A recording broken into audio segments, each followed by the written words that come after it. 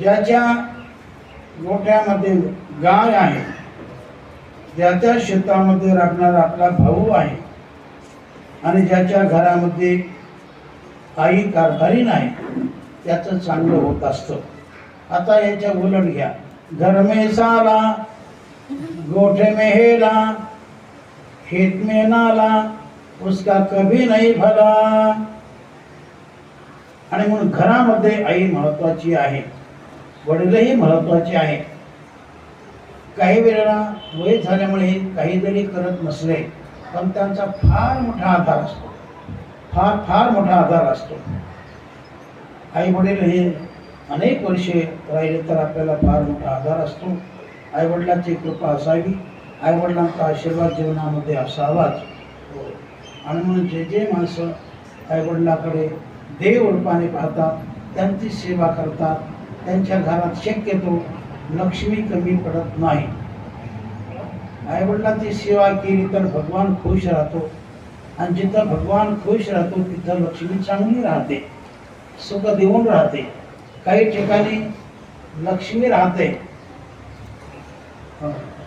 काही लोकांकडे लक्ष्मी राहते पण दुःख देऊन राहते. पण ज्याची इमानदारी चांगली आहे, प्रामाणिकपणा चांगला आहे, आईवडिलांची सत्य सेवा आहे, वरपांगी सेवा नाही, देव समजून जे सेवा करतात. कारण पुत्र त्यालाच म्हटलं, पिता स्वयमेव नारायण, माता प्रत्यक्ष लक्ष्मी आपण. ऐसे भावी ज्याचे भजन, सत्पुत्र जाणतो एक. सत्पुत्र कोण आहे? तर जो आपल्या आईला लक्ष्मी समान मानतो, जो आपल्या बापाला देवा समान मानतो, भगवंता समान मानतो, आणि देवा समान मानून या दोघांची जो मनोभावे सेवा करतो त्याला पुत्र असं म्हटलेलं आहे. पुत्र असं म्हटलेलं आहे. म्हणजे तू नावाच्या नरकातून जो पूर्वजांना तारतो म्हणून त्याला पुत्र असं म्हटलेलं आहे. त्रायते म्हणजे तारणे. नरक अनेक प्रकारचे आहेत, 28 प्रकारचे नरक आहेत. नरक म्हणजे दुःखच असतं, त्या ठिकाणी सुख नसतं. असे जे नरक असतात ते आपल्या ज्या त्या पापकर्मातून ते मिळत असतात.